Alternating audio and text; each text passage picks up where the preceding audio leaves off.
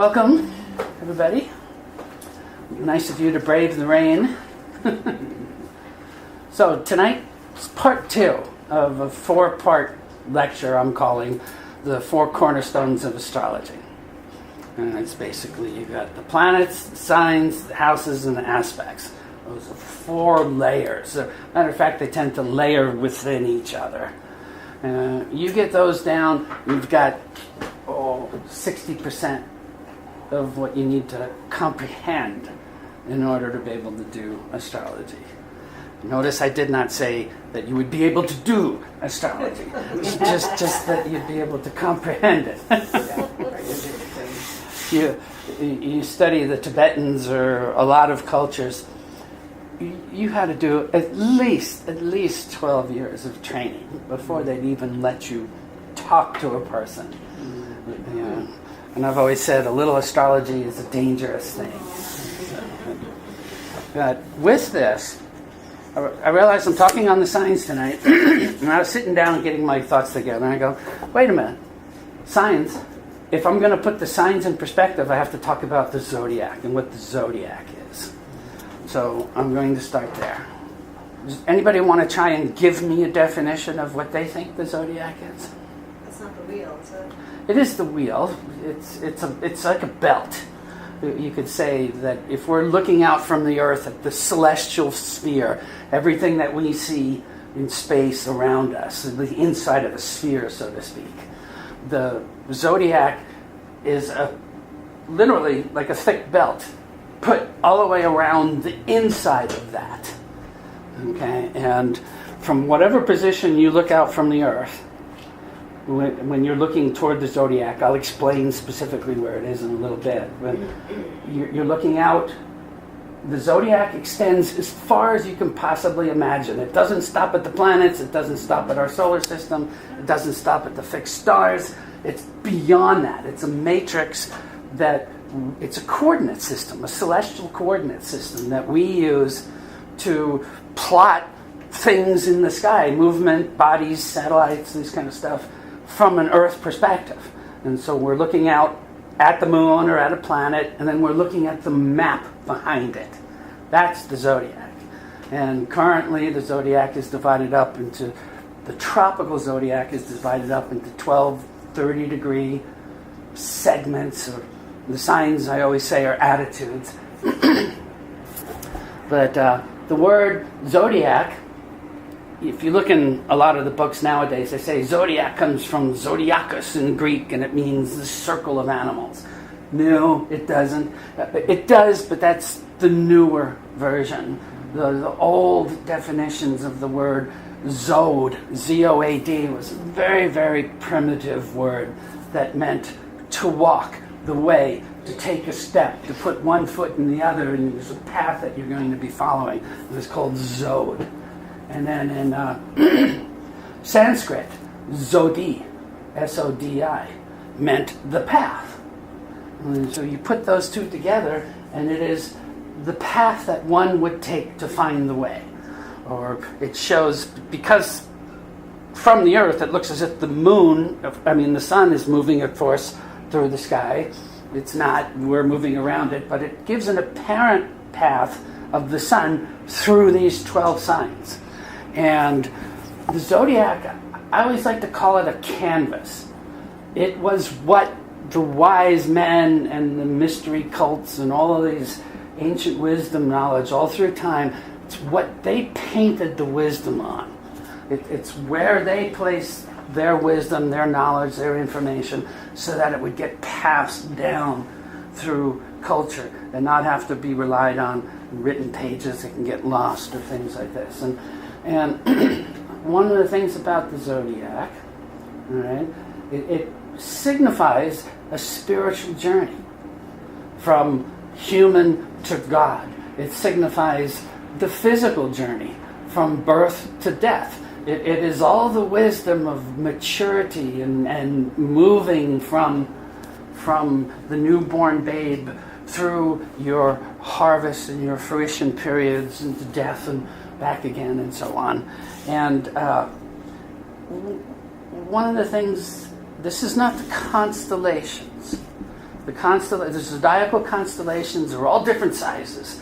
Virgo is like 7 times the size of Scorpio, but the tropical constellation, the divisions, where they made them very equal at 30 degrees, and it was really due to the idea that life was so chaotic, 4,000 BC, this kind of stuff. When they were looking at this stuff, they wanted some order.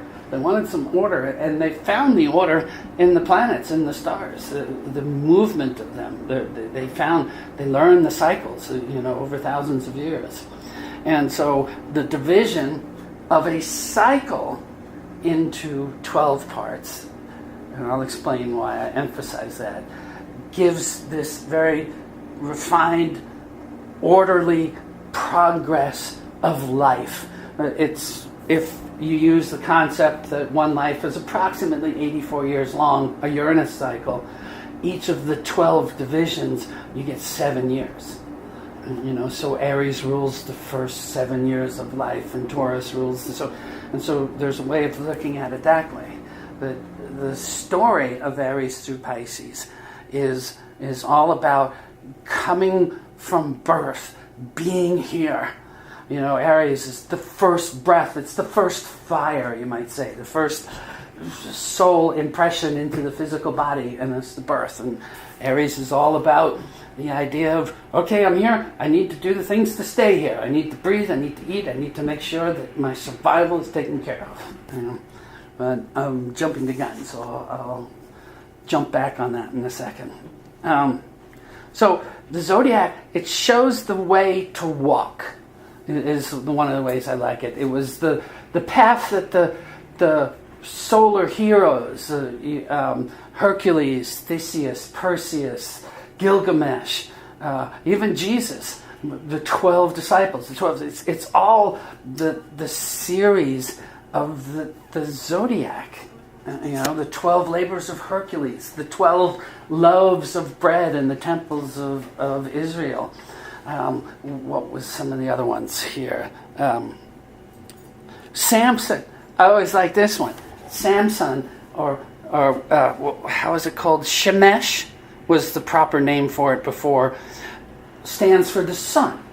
And Samson killed the lion, and the lions, and Samson was in his strength during the time of Leo. Now Delilah, a Deli, stands for the water bucket, and it stands for Aquarius. And it is part of the myths that when the sun enters the Aquarian time of the year, or the winter, which the sun in Aquarius is in its fall, the sun in Leo is still strong, sun in Aquarius is in its fall, and it's indicative of his locks being shorn and him being overcome by Delilah, the Aquarian energy. Everything in astrology is always axes. There's not 12 signs, there's 6 axes. So this is the Leo-Aquarius axis with the Samson story. And that would be, I guess, Old Testament, and then Jesus would be more in the New Testament, and so on. But it was interesting that even the early Christians, before we got to the Council of Nicaea and things like that, the early Christians were followers of the way, is how they used to talk about themselves. And if you read the Gospel Mark, the way Mark is laid out all through that Gospel, it's Aries through Pisces. It's all the symbolism that correlate to the what I'm going to teach you tonight about the movement from birth through to death. And so the Zodiac, it's been around a while. It's currently 12 signs. There used to be, some people say there was 13 with Ophiuchus, and then there's another one, Cetus, the swan, and supposedly these two cross the ecliptic. My definition of the zodiacal sign is part of the zodiac has to cut across the ecliptic. The ecliptic is the path as seen from the earth that the sun exactly follows through the year, exactly where it cuts. And if you were to put a hole right through the center of the sun, and that plane, that's 0 degrees. Everything below it is south of the ecliptic. Everything above it is north of the ecliptic. The band of the zodiac tends to be only 8 degrees above and 8 degrees below. And that's definitely the sun, and most of the planets stay in that band as they move around. But things like Pluto and the sun, they're way out. They're all off. But the visible planets, most of the time they stay within the band of the zodiac. Okay, so, and the significance of 12. Why is 12 signs? I was getting at the idea that in order for a constellation to be a zodiacal constellation, it has to be part above the north and part above the south. That path of the sun needs to cut actually through the constellation itself. Ophiuchus comes really close. It doesn't anymore.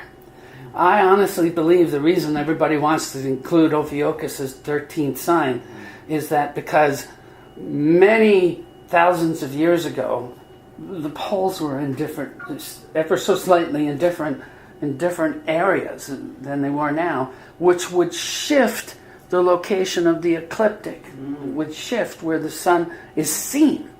Okay, and I bet you Ophiuchus was probably cut at one time. There was a time, really, really ancient astrology, they talked about how there were only 10 signs.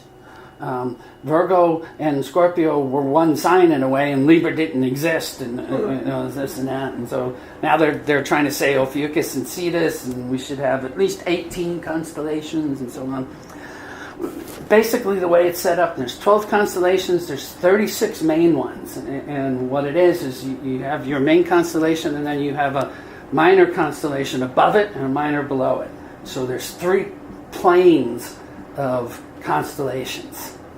And those are also used in the decans in astrology, if anybody knows what those are. The division of the signs into 10-degree segments, 3 of them within a 30 degree. And that's the three constellations that line up in the same, what would that be, same longitudinal section of the sky. In order to have the zodiac, you need to have a mapping system. So tropical zodiac, sidereal zodiac, they're all celestial coordinating systems. They're from the Earth. We have to have an x-axis and a y-axis, and then we could plot where things are. So the x-axis, or the latitude, is basically based upon the ecliptic. It's that path of the sun all the way around. And that's 0 degrees. And so the latitudes go north, and when you go degrees above it, and south. And so that gives the x-axis. The y-axis for plotting this stuff has to do with the sun's path through the zodiac all year. And each day it moves 1 degree, roughly 65 days and 360 degrees.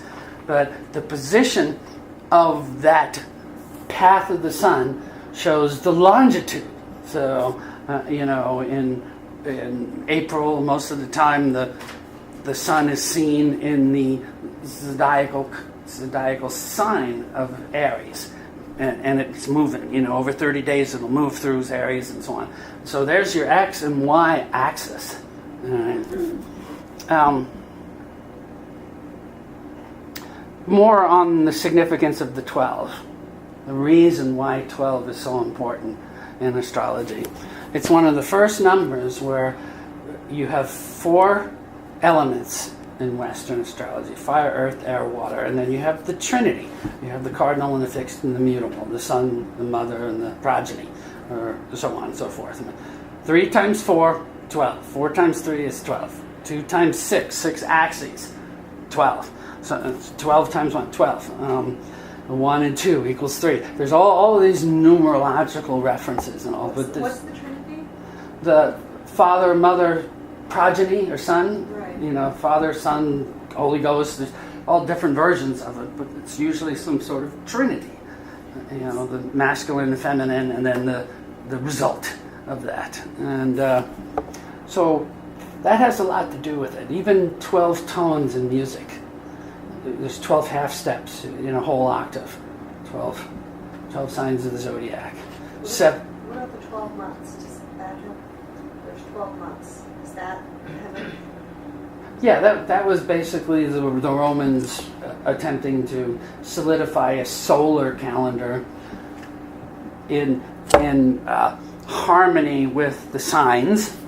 Okay. Now, there's all this stuff between the Julian calendar and the Gregorian calendar. You don't need to really know that. It's just that as the Piscean age and the Aryan age and all these things, they shift back and forth. We're moving into the Aquarian age and so on. It flips back and forth between masculine and feminine ages. Now, the ages are something that you have to understand about the zodiac too. There's basically two planes that we have to deal with. I gave you the X and Y axis, but there's two planes that one has to understand how the zodiac interacts with the Earth. We've already talked about the ecliptic. That's basically the path of the sun around the Earth, and it makes a plane. It cuts right through the Earth, cuts all the way out into the zodiac, and it's this plane. And it's kicked up different from the second plane, which is the equator of the Earth. It's the perfect belly, you might say, of the equator, the halfway point between the poles. And the celestial equator is just our Earth's equator, extended out again once more into space as far as it can go. So you have the ecliptic, which is at an angle, compared to the equator, which is not. And they slowly, over thousands of years, they kind of rotate within each other. And they move.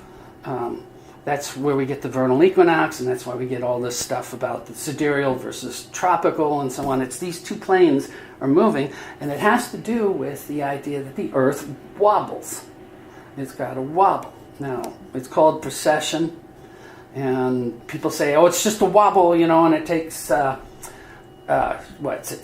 and a half years to move 1 degree. So to get 30 degrees, it's got to move 2,160 years is in age, so to speak. And the whole wobble to go all the way around is 25,920 years long. And these are the ages that we talk about. But it has to do with the Earth spinning on its axis, but then wobbling, a very, very slow wobble. Now, I learned something very many years ago, that there's an alternate theory that the wobble's just not because it wobbles, that we are a binary star system, that our sun is one of the foci of an ellipse, and the other foci is the star Cygnus, the star, a star in Cygnus. And we are, the solar system and our two suns are revolving around each other in a gravitational dance. And that this precession of the equinoxes has to do with one complete cycle around each other, around us and the star Cygnus. So that actually has scientific merit in that it fits all of the effects of what would cause precession. The idea that we are, and we actually are, as a solar system, moving toward the constellation of Cygnus the Swan. The Hebrews called the zodiac Mazaroth, and it stood for divided or separate, or the idea that they divided these things into 12 signs. I've always found this extremely interesting, and I didn't find out until many years after I had started studying astrology that the word Mazaroth meant the zodiac in Hebrew, basically.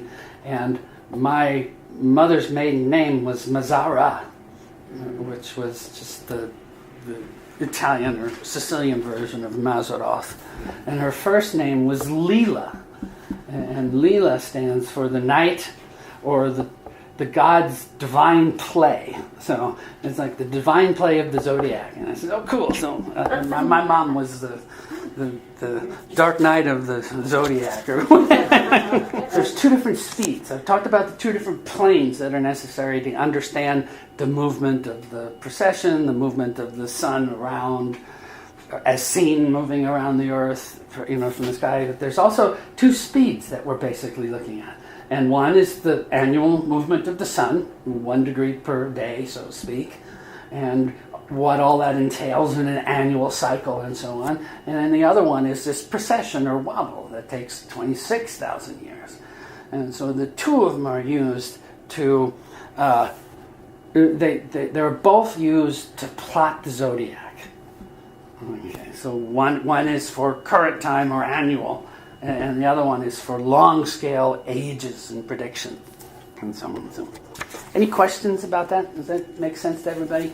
The two different celestial coordinate systems that are used in the zodiac are the Hindu or Vedic or sidereal system.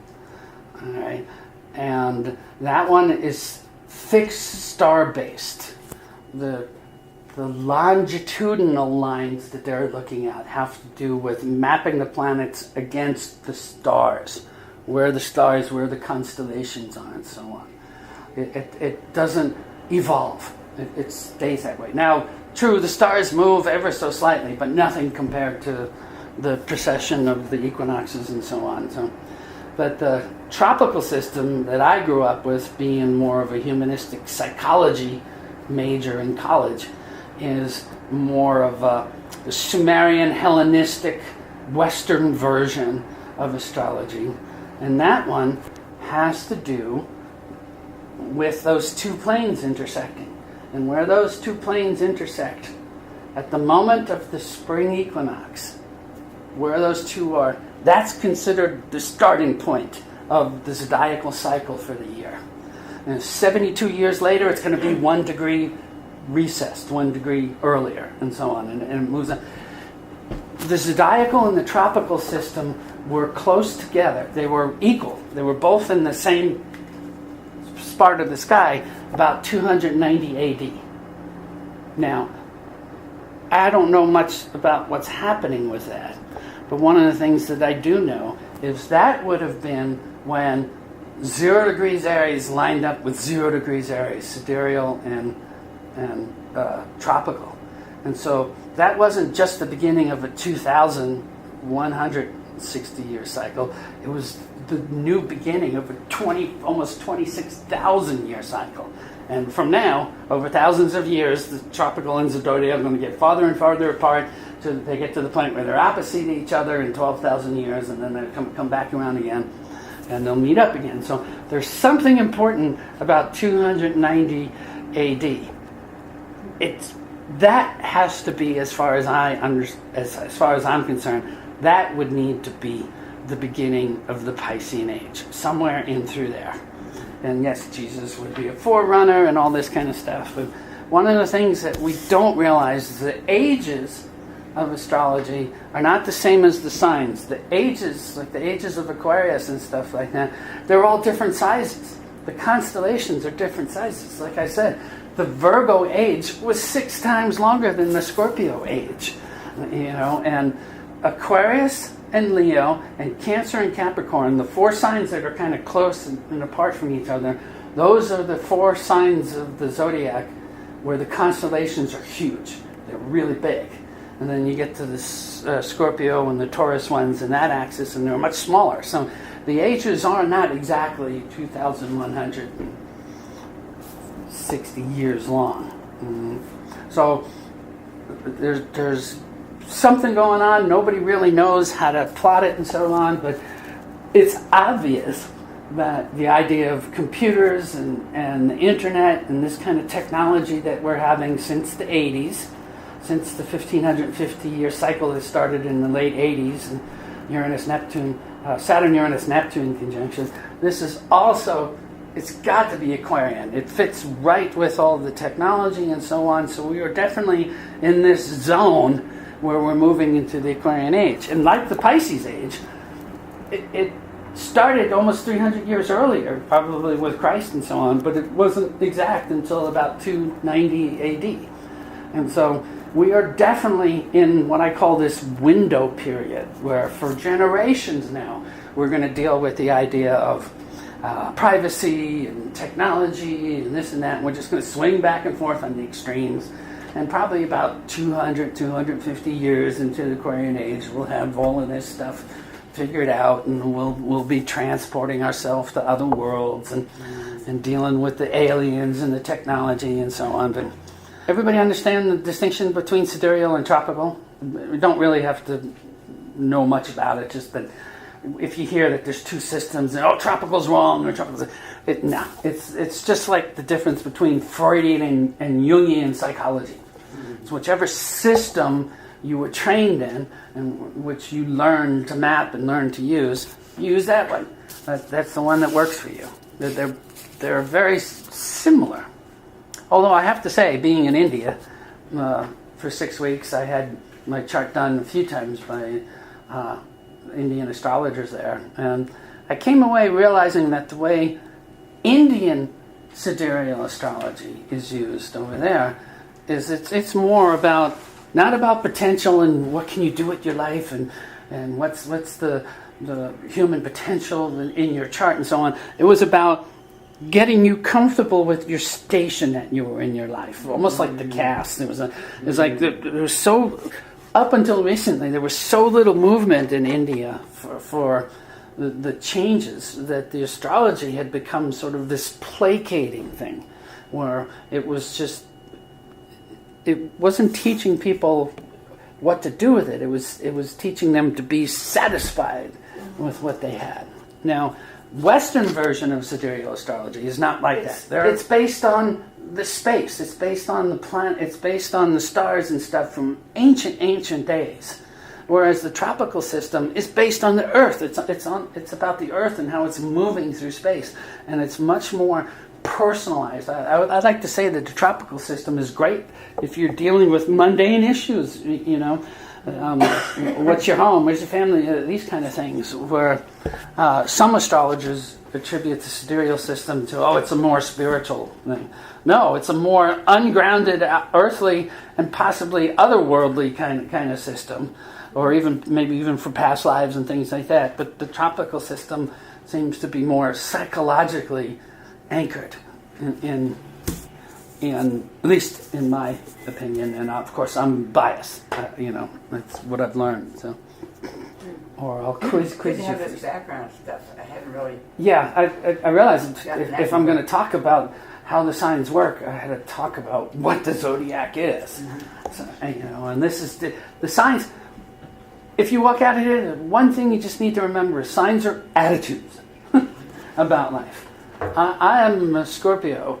My sun sign, I have a Scorpio attitude about life. My conscious mind, my filter is scorpionic. Okay? And so whatever your sun sign is, that's the attitude that you tend to filter life through.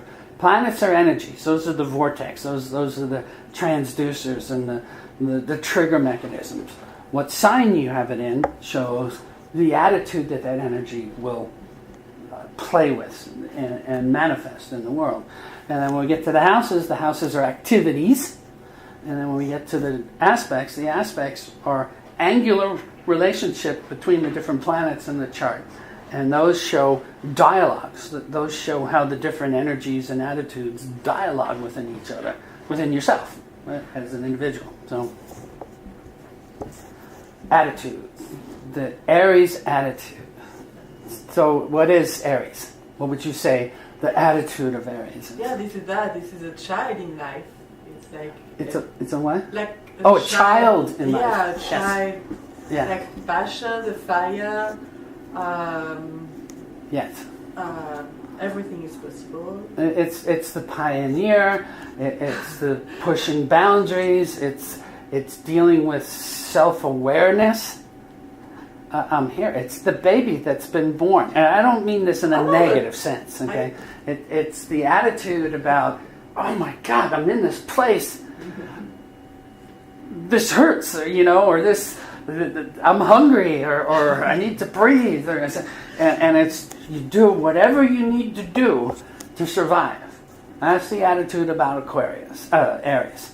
It's survival of yourself, your family, your close friends, and so on. And it can be very narcissistic in its negative application, where you completely just don't pay, just bowl everybody over in the process, But remember, it's always an axis. So Aries is always opposite Libra. It's about me as a distinct individual, the attitude of being myself, and how do I then relate Libra, relate to everything else out there. But Aries is the energy about discovering self. If you just think about a toddler, 1 through 7, all the things. That's classic for the cosmic abilities of Aries. You want the Aries people on a team. If you have a business, the Aries people are the one that are the project leaders. They're the ones. The what? Enthusiastic. Enthusiastic, absolutely. Yeah. Possibly even over enthusiastic. They don't have any boundaries. They don't have any limits. So but they're the cosmic Lewis and Clarks of the world. They're going to go where no man or woman has gone before. This is Aries energy. How about creativity? Not so much. Creativity is really more the second fire sign. That's like Leo.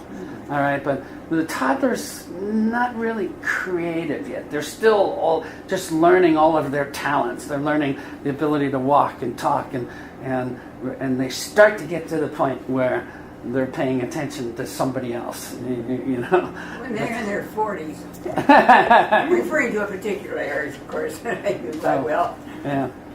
Yeah. No, I'm returning to the generic Aries energy. Okay. It's like Mars energy. It has to do with being in somebody's face.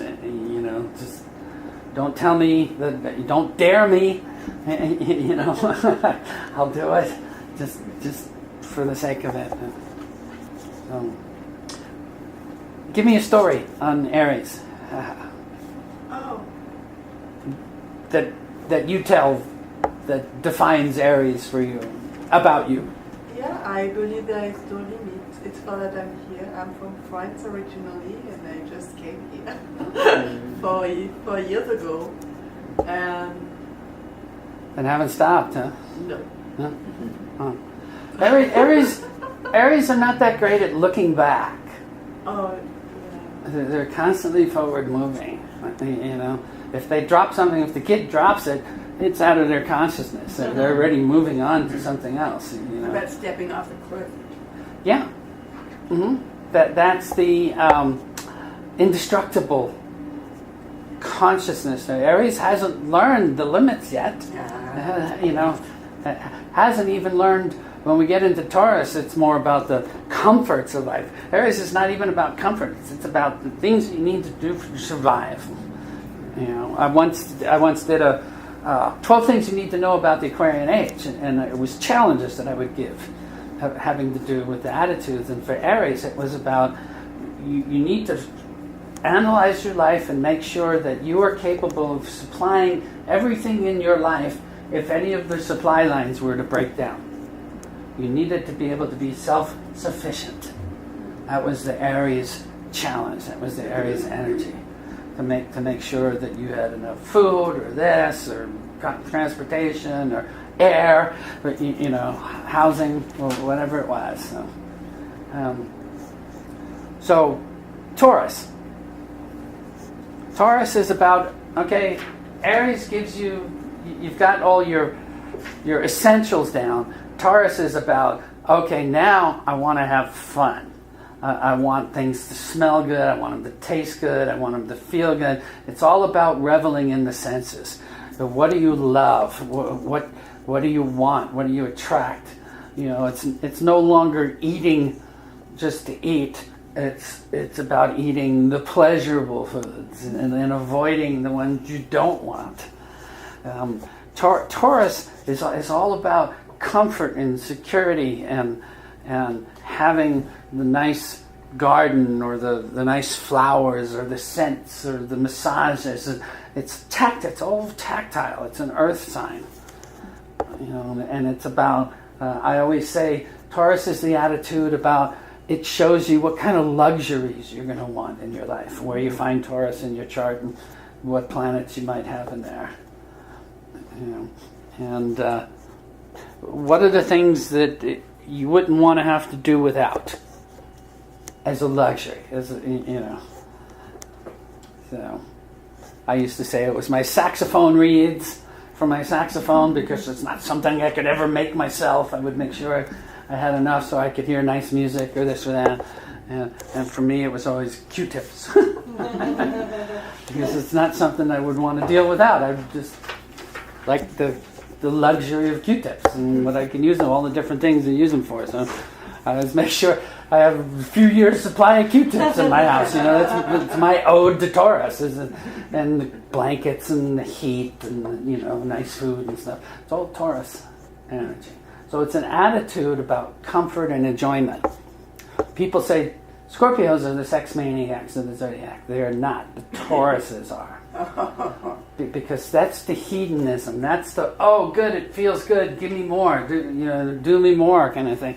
Scorpio is much more about, okay, what's the effect I'm having on you? It's not so much about pleasing themselves, it's about what are they doing to the other people, other persons in the relationship.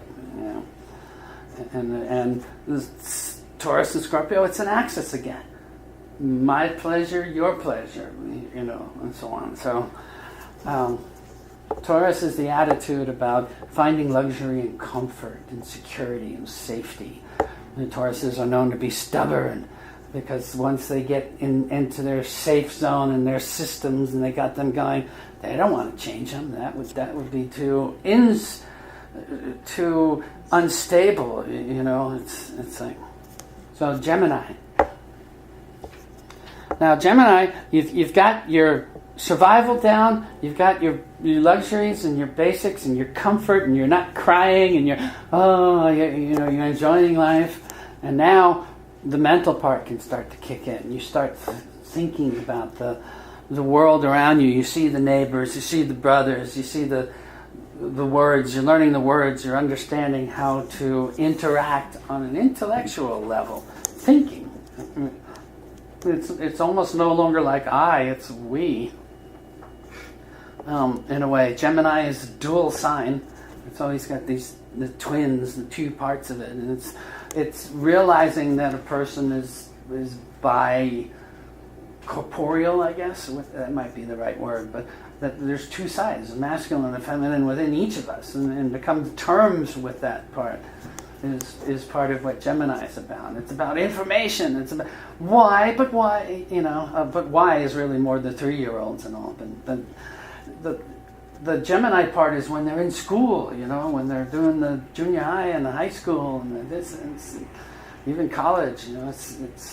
It's where just feed me information. Right? Feed me. It's the attitude of understanding, the attitude of not so much defining, but understanding how things interact so that you can then interact within it. And it's vocal, and the Gemini people love to have the last word, whether it's appropriate or not sometimes. They don't like to sit still. Gemini rising people, they always look young because they got that childlike fervor about questing and wanting to explore the universe. So that's Gemini. Now, another thing to point out is in the zodiac, even though you got 30 degrees and at 29.5 degrees you're a Taurus and at 1 degree you're a Gemini, it doesn't really work like that. It's really you're fading from one to the other. And at the center of the sign, 15 degrees of any sign, that's the pure sign. You don't have any influences from the sign before, you don't have any influences from the sign ahead. It's centered, it's the most real. As you get closer and closer to the end of the 30-degree segment, you're at 28, 29 degrees, you're already taking on the attitude and blending it with the next one coming. It's not just this on-off thing. Unlike the constellations. The constellations, they have a very fixed location where they stop, and the next one starts and so on. But not with the tropical, cyclical, humanistic, psychological approach to astrology, which is the way to walk through life, the way to go from birth to maturity, the way to become the solar hero and become one with God in a way. So Cancer. we get to the first water sign, fire, earth, air, and water so far. Now, Cancer is water, and it's, okay, we've got the comfort, we've got the survival, we've got the intellect. Now the emotions start to develop.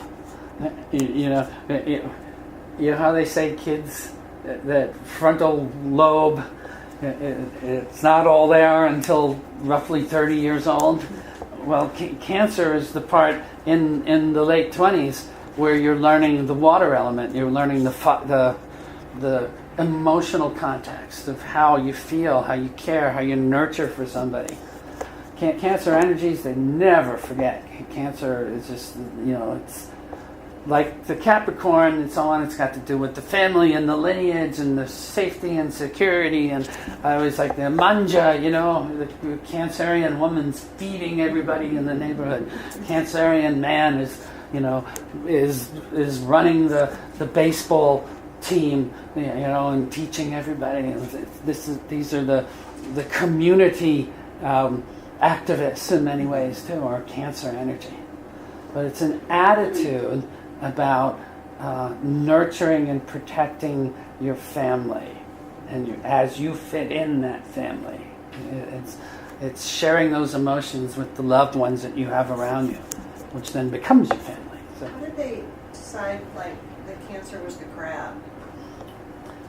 That's one of the most ancient ones. It goes way back to like 6,000 BC.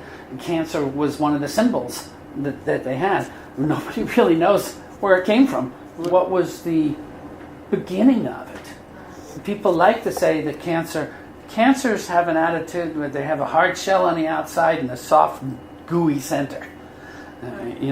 I call them the "don't fuck with my family" sign. They will go to war to protect their family, but then they can be taken down by a wrong look or a wrong saying that they take to heart too easily. And so once you get past that hard shell, they're usually all gooey inside, and gooey meaning the emotions.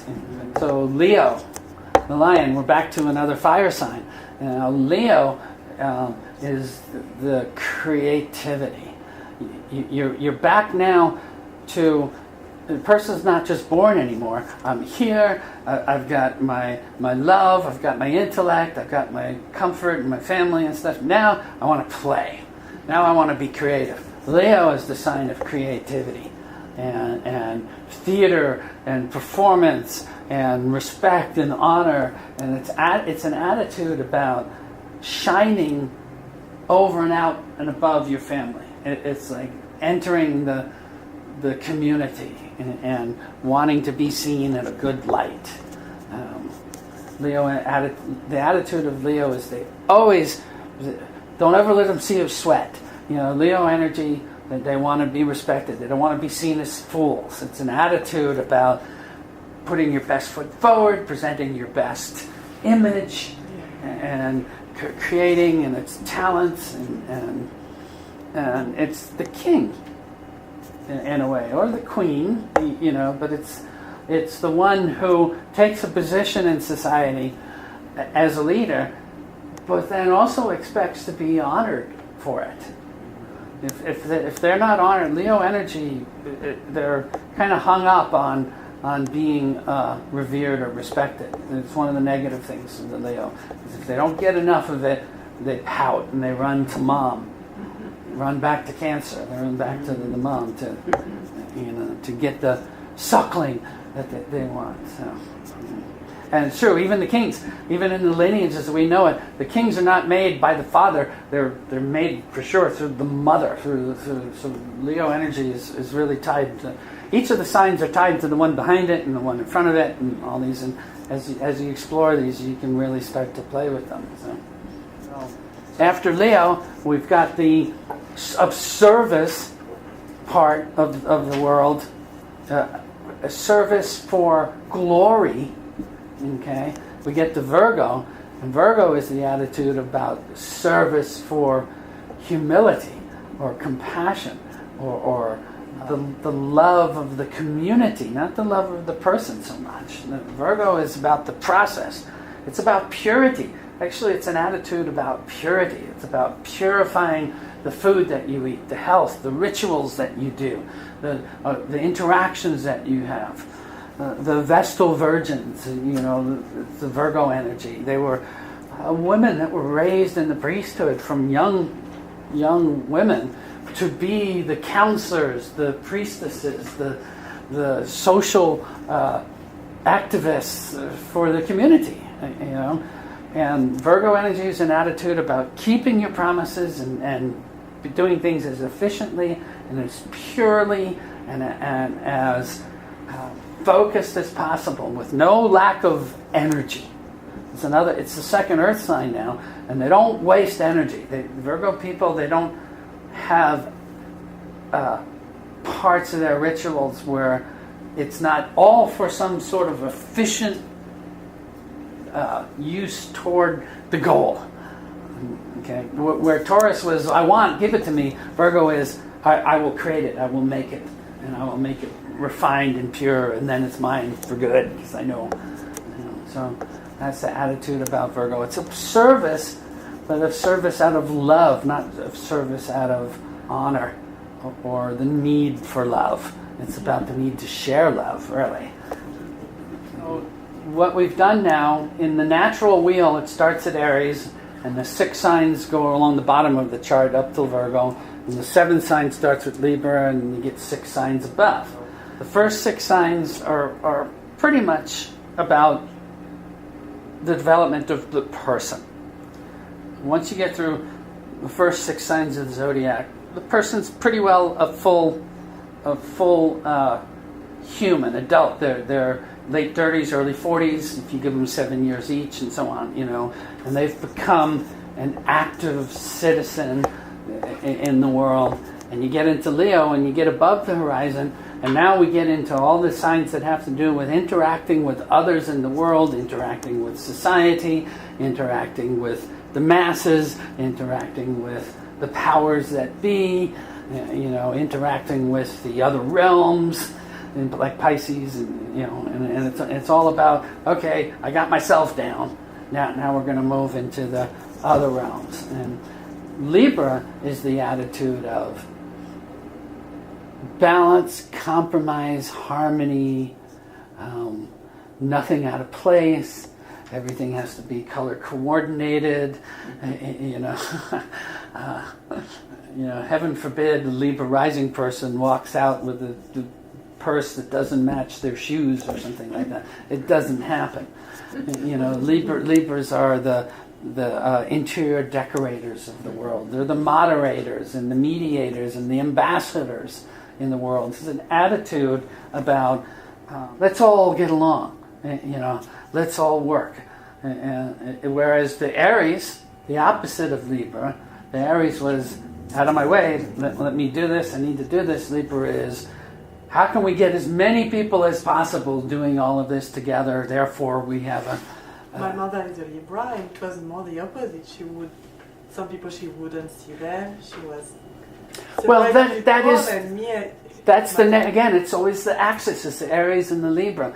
People who are manifesting the negative side of Libra are going to be way more Aryan, where they don't see the balance. Or, like I always used to say, most of the generals in World War II were all Libras, because it's not just make love, not war. It's make love and war.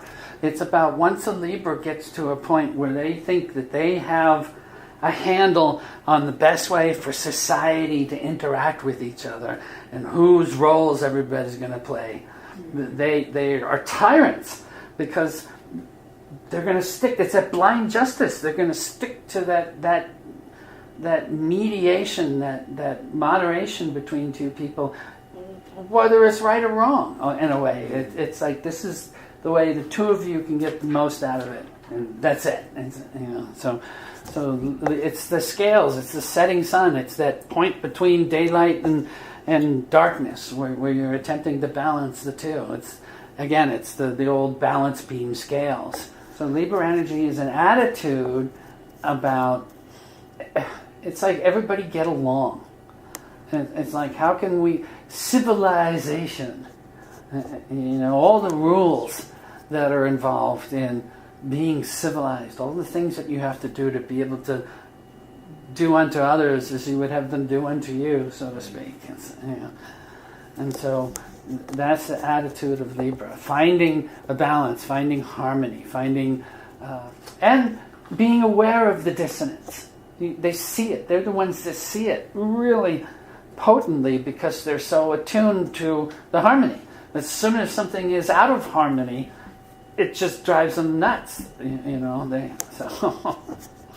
I have a real close friend here in town who's got a bunch of planets in Libra. And one of the negative sides of that is try and get them to make a decision.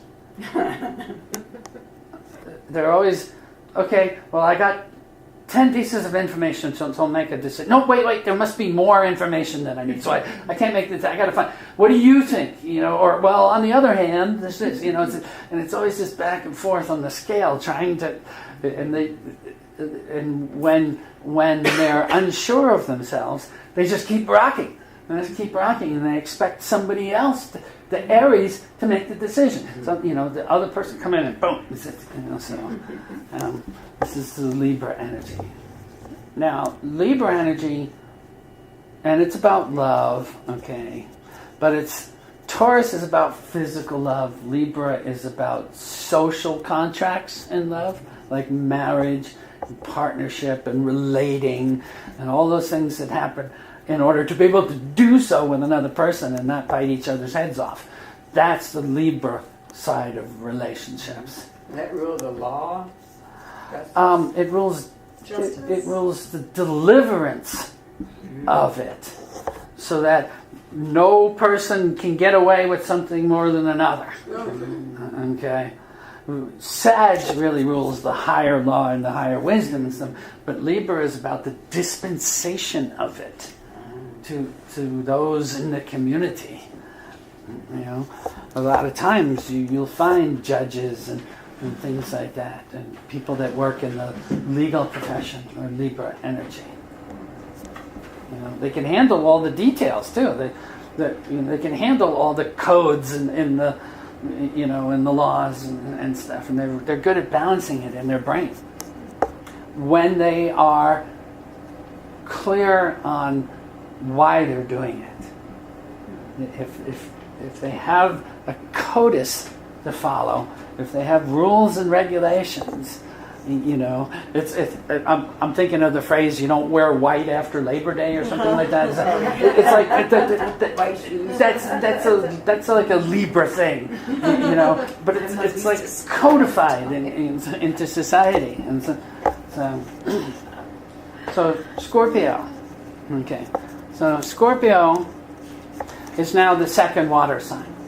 We had the Cancer, the first water sign. It's learning how to love, learning how to nurture and take care of people and see them as something that's valuable and so on. And Scorpio, it's not just about love. It's about Scorpio is an attitude about change. It's about two or more people doing things so intimately together that they're both changed, or everybody's changed. You don't go back. You're transformed. You're transmutated. I always call Scorpios the attitude of fertilizer. It's the idea of dying to one level and coming back something bigger and better. The caterpillar that becomes the butterfly that is not inhibited by gravity. That's the Scorpio energy, is about the power to do that, the attitude to be able to. I always used to say, is it the power over someone, which is the negative side of Scorpio, the gangsters and the scorpions, or the power to transmute somebody or take somebody along with a ride or something like that.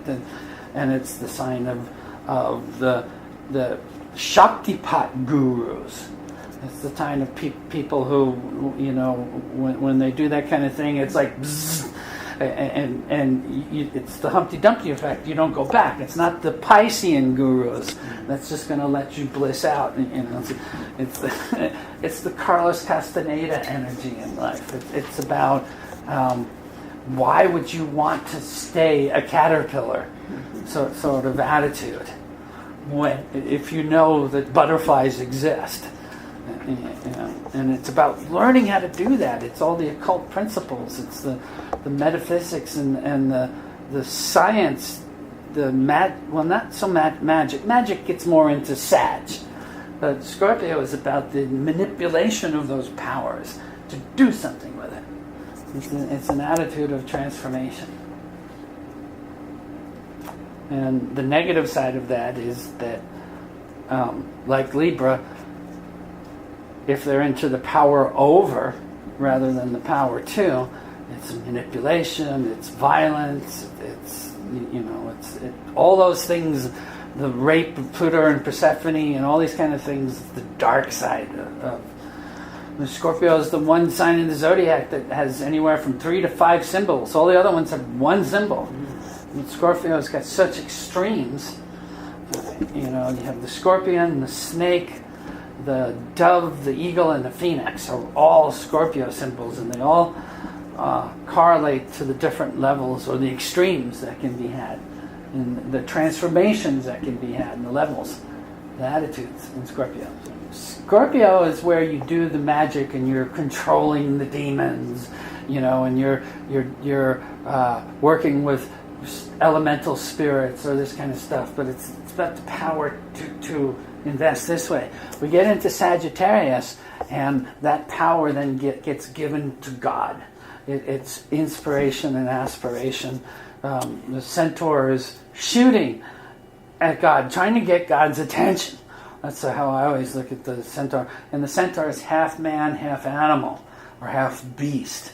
And so the third fire sign is about the idea of making sure that you do not fall back into the beastly passions of fire energy, the Aries and the Leo, that you take it up into the refined philosophical, spiritual, religious attitude of Sag, which is why are we here?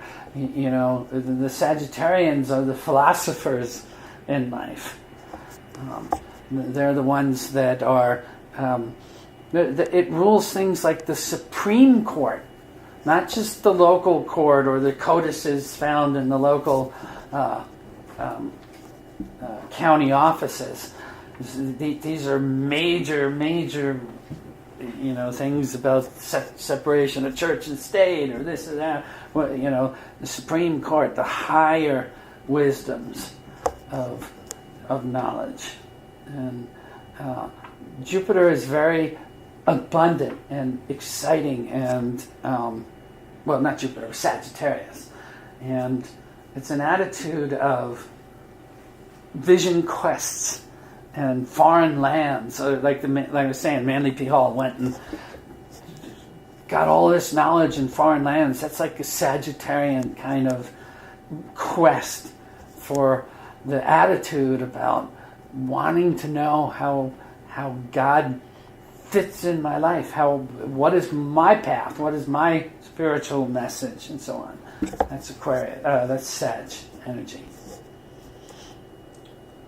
And it's Jupiter ruled, and we get to Capricorn.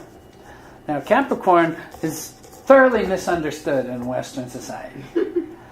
Capricorn, everybody thinks Capricorn is like, they're stick in the muds, they don't play, they're all this delayed gratification and Saturn fear and restrictions, this and that.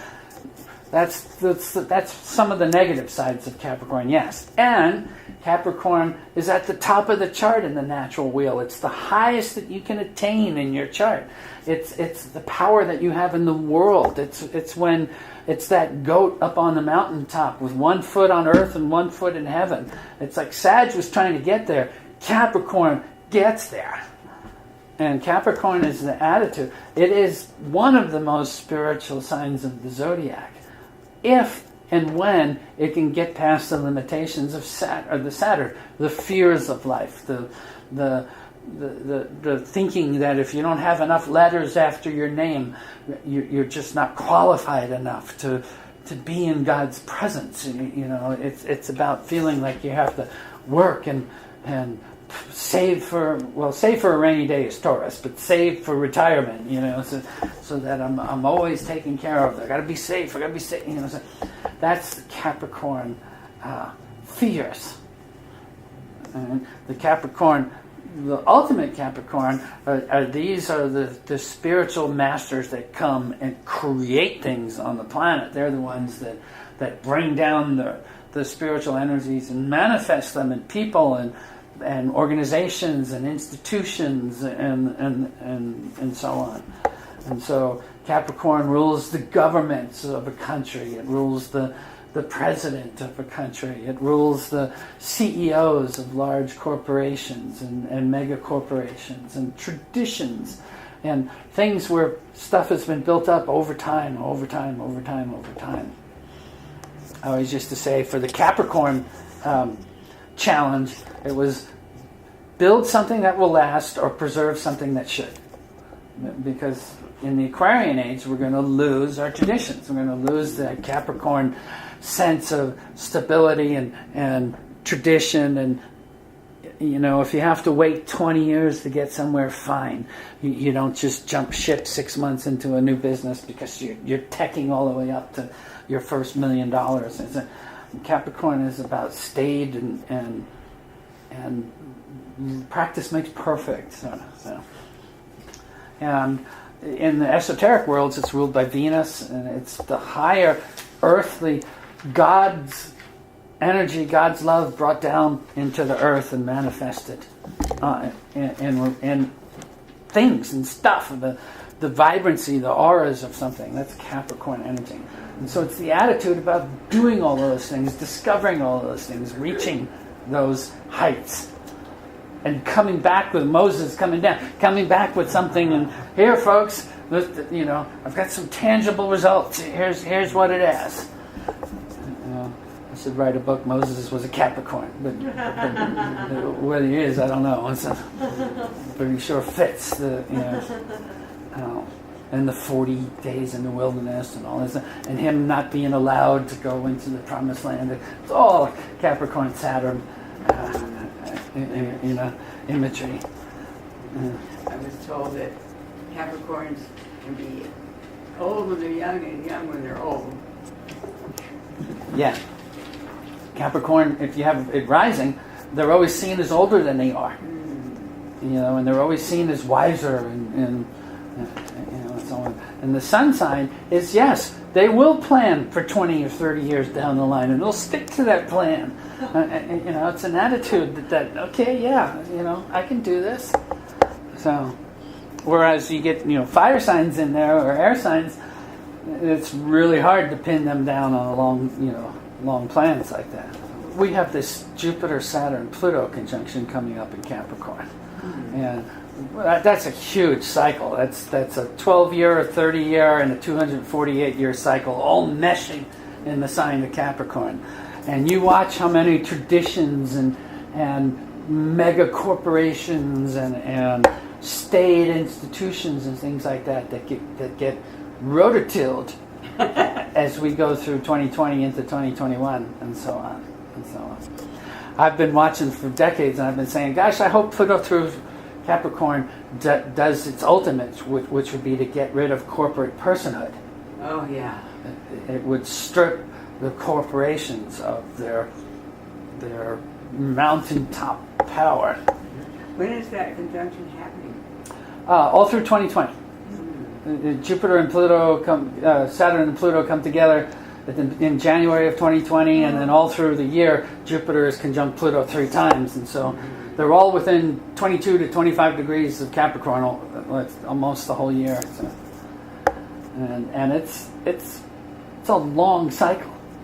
You know, the neat thing about having Jupiter in through there is usually Saturn and Pluto just destroys the old, and then you don't really know what to put in place. But with Jupiter there too, we're going to automatically have a notion of what we can put in its place, and there'll be some real movement right into the new systems right away, which I like. Yeah, I do. It makes it not so fearful in stripping down the old ones either. So Aquarius energy. One of the first things I'm going to start with Aquarius is it's an attitude where the generic Aquarian will step over the bum to feed the whales. And it's a sign, it's a higher mind. It's not emotional, it's not romantic, it's cultural. It's whereas Libra was, how does our community get along? How do the laws work and so on? Aquarius are the inventors and the system regenerators that are the attitude about sociology, the society. How do we get everybody to work toward a common goal? Not so much exist as a community, but how do we move them all towards some big, ultimate, wild, transformational type of energy? And so Aquarius, they're the aliens of the zodiac. They love to stretch the boundaries of Saturn. We're past Capricorn now. We're past Saturn. So we're out in the realms of divine mind energy. These are the Teslas and the Einstein energies, where the meditators that get the knowledge and the information and so on. The bad thing about Aquarius is it's for the good of the many, not the good of the individual. And so with the age of Aquarius, the people that are the extremists, the ones that are the pioneers or the lone cries in the wilderness on the sides, they're the ones that don't get picked up by the Aquarian age. They get left in the dust. They're not cared for. They're stepped over so that the bulk of society will take care of the bulk of the people. And so that was one of the things I've always said about the Aquarian age is you need to distinguish between your individuality and your sociality. What would I call that? How you interplay with society. Because Aquarius is the symbol. It's two lightning bolts. But the key is right in there, and that they're not doing this. They're in harmony. It's frequency. It's resonant frequency. It's the power of the hive mind. It's everybody thinking that democracy in a way. That Aquarius energy. There's a coldness. There's an aloofness to it. It's an attitude about, so what if if your mom just died? I mean, I'm taking it to extreme, but it's like we're getting rid of the house. The house is going away because we're building huge condos where all the seniors can live together in their last days, and we'll have 600 people all in the same unit. But we had to get rid of your house to do this, and that's eminent domain and things like that is just going to go out of control under Aquarian age. You're going to lose personal property. Is going to become a thing of the past in many ways in the age of Aquarius. The attitude of Aquarius is what's yours is not just yours. You should share it. It's part of the communities. And so Aquarius, I have whole lectures on because of the Aquarian age and what it's doing and how the pendulum's swinging back and forth and so on.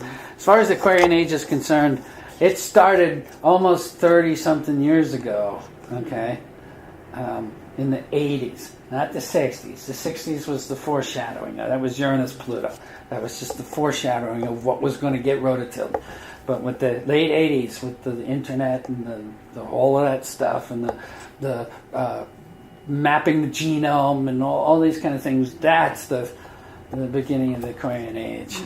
And here now in 2019, we're as a baby, we're not even out of the womb yet, as far as the Aquarian age is concerned. We're still just crowning in a way, and we've got a few generations to go. I call everybody who's here at this time the Johnny Appleseeds of the Aquarian age. These next the last 2 generations that we've had, and the next 3 or 4 generations, these generations will have more of an effect on the next 100 generations than any of the other 100 generations to come.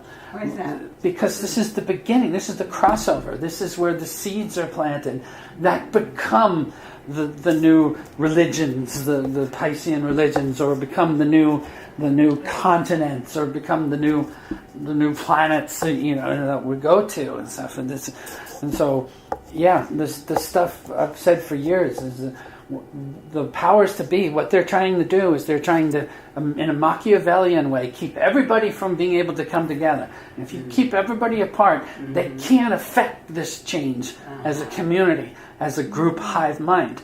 So then the elite get to do that. But the Aquarius is about getting it to that point. Yeah. But even that, we're going through where it's being controlled. The Facebook and the Google and the ads and the algorithms that only let you see 25 people instead of everybody. This is all issues that have to do with society, individuality, and the Aquarian freedom of mind energy. And it's not going to be until long after my son is dead that this stuff will be where they'll be writing about this stuff and saying, well, here's the new Jesus, or here's the new culture, or here's the new world power, and these kind of things. So it's not going to be the U.S. But that's that kind of energy where you're so invested in the grand scheme that you don't see the puppy or the child or it's just not there. They're blind spots, and it's in a way it's a trade-off, because that's why in that case, what's the antidote? Aquarius is Leo. And the Leo is the one that needs the honor and the respect and the individual creativity and so on and so forth. And so it's always about balancing these things. It's always a complementary, harmonious application of these things in society. So, I mean, I'm not surprised moving into the Aquarian age how we're getting so many dictators and so many people who have this Leonian, military parades. Give me this, give me that. It's because that's the negative side of the Aquarius. It's the Leo trying to hold its own against the Aquarius. So lastly, but not least, Pisces. And Pisces is the attitude about dissolving oneself. You've gone through all of the different things. It's about dissolving the identity, the individuality, the ego into the nothingness, or the all that is, or the great ocean, or nirvana, or Maya, or whatever words you want to call it. But it's about losing humility and the where music takes you, and the ocean and the waves, and how you can dissolve boundaries and no limits, and Pisces is the attitude about dissolution, coming to terms with death and dying, and is there. I mean, Capricorn and Scorpio are more about legacies and all, but Pisces is about the idea of getting comfortable with the idea of leaving the planet and feeling like you've done all that you needed to do on its positive side. On its negative side are the ones that become the zealots and the religious persecutors, in a way, where they're obsessed with the idea of a certain lack of dissolution, but they don't want things to dissolve away. They want to push certain agendas, and so Aquarian energy, Pisces energy. You see somebody's got a lot of planets in Pisces, so usually their eyes are really sunken in their head, and they got Coke bottles for eyeglasses and stuff, because it's like their visions are turned inward. And they literally come into this life, again, with lots, 4, 5, 6 planets in Pisces. Their eyesight is not as necessary in the outer world. They're in these inner planes. They're Hitchhiker's Guide to the the galaxy, Yeah. sort of that just, it's just being anywhere. It's an emotional connectedness to everything. Emotions are the finest of all the senses, of all of the, fire, earth, air, water. Water comes last. Water is the one that takes the most finesse to get right. Relatively speaking, of course, emotions are one of the few things that make humans humans, so to speak. Before there was the 4 elements, there was only 3, and this kind of stuff. And the 5th element of ether that's coming now, that's the new human. That's the auric energy and the connection, the string theory and the connections to dark matter and all this kind of stuff. It's a new element that's coming in. That it's not air, it's ether, light, whatever. But that's our new. That's the Aquarian part of it. That, bringing when you get 2 notes and you get the frequencies just right. Not only do you harmonize things, but you create extra frequencies. You generate other harmonies and frequencies and tones and stuff. And that's what Aquarius is about. Is all about generation of these higher divine mind frequencies through the interactions of society and people and individuals and thought, mind matter. And it's about the right, you might say the right stuff. That's Aquarius energy. The Pisces energy is like the right heart. I always used to say the Piscean age was the heart knows no limits, and Aquarius energy, the mind knows no bounds. That's my phrases for summing up the difference between Aquarius and Pisces. I identify it's all the same.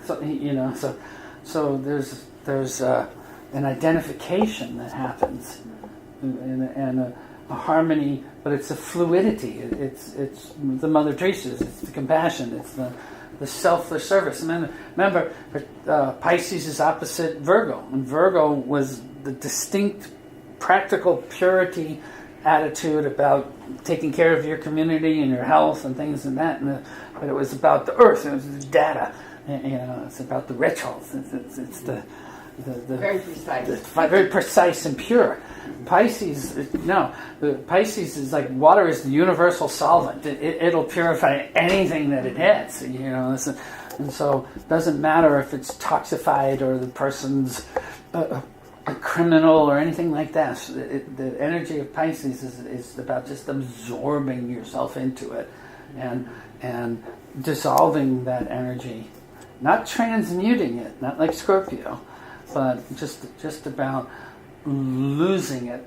There is no identity afterwards. You go through the birth canal and you come out in Aries again as another new individual or a new I energy.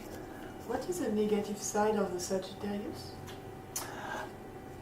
I would call them the blowhards of the universe. The Sagittarius people, they're really good at spinning white lies and pumping people up, whether it's the truth or not. But they will just tell you what you want to hear, just to get you pumped and going. And if it turns out that they stretch the truth, oh well. Fired a realtor like that. After loved her. Love her as a human being. We'll never do business with her again because of that thing. Yeah. Told me what I wanted to hear, and did not have successful transactions. But a wonderful, fun human being. Oh, absolutely. They're great to party with, to be around. Yeah. I used to put on these big New Age festivals in LA and San Francisco and stuff, and we did this one festival at the Civic Auditorium in 1983, and it was called Let There Be Light, and I had a 4-core crew of people that were working on it, and one of them had 5 planets in Sagittarius. And he was the one that we put in charge of the theater and the theatrics and the lighting and the stage shows and all this kind of stuff. And And it's like, Joel, is everything okay? Yep, got it. We're cool. Got it. I'm on top of it. Everything's cool. We get opening night, and it's like the permits weren't ready. It's like, oh my gosh, we were scrambling at the last minute because, and then he just crumbled.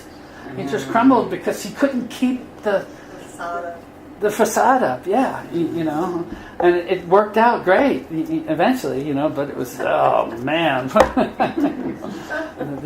the agencies and stuff that we had on our case at the last minute, because we were shooting lasers onto people. They had to have special uniforms and glasses, and we had designed this show with lasers in the center. The booths were, instead of squares and checkerboards, I had laid it out as 9 spiral arms, with the center being where the laser shows took place. And from the mezzanines, you'd look down, and the lights across the top of the booths were synchronized, so that the whole spiral was spinning in the center. And I know, but it was a total Sagittarian kind of production. So, all the questions asked and answered? Yeah? Okay.